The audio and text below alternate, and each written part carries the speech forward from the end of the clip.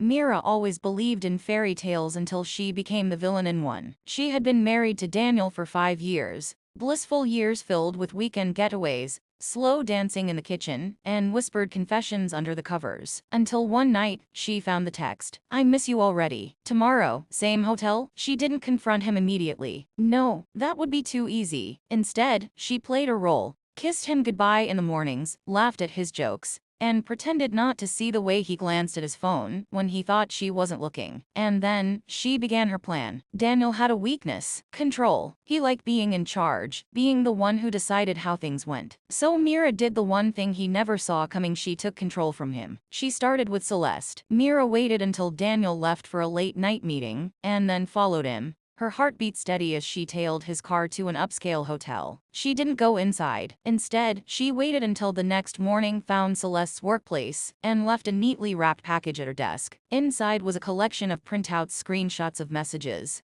hotel bookings, and a single note. "Do you know who else he whispers? I love you too?" Mira wasn't sure what Celeste's reaction would be, but by evening, Daniel came home looking like a man whose world had been shattered. "She left me," he muttered over dinner, staring at his untouched plate. "She said she didn't know I was married." Mira feigned concern. "That's awful, darling, but at least you still have me." He nodded, eyes hollow. "Yeah, I have you. For now," she thought. Step 2 was his career. Daniel prided himself on his reputation as a trustworthy businessman, a man people could rely on. But Mira knew the truth: his company thrived on shady deals and insider trading. He had once joked about how easy it was to bend the rules when you had the right connections. So, she broke those connections. A few well-placed emails, an anonymous tip to the financial authorities, and suddenly, Daniel's company was under investigation. His name was splashed across headlines, his business partners cut ties, and his once loyal investors turned their backs. He came home in a rage, throwing his phone across the room. "I don't understand how this happened." Mira watched him with a soft smile. "Maybe someone you trusted betrayed you." His eyes met hers, but he didn't see the truth. Not yet. The final step was his heart. Mira knew Daniel, knew that, deep down, he believed she would always be there, his quiet, forgiving wife. So, she made sure the last thing he lost was her. One evening, after his world had crumbled, she set the table for two, lit candles, and put on her favorite dress. She poured his drink, his favorite whiskey, laced with just enough sleeping pills to ensure he wouldn't wake up anytime soon. When he slumped forward unconscious, Mira took her packed bag and left a single envelope beside him. Inside was a signed copy of their divorce papers, and a final note: "You ruined us first. I just finished the job." And with that, she walked out.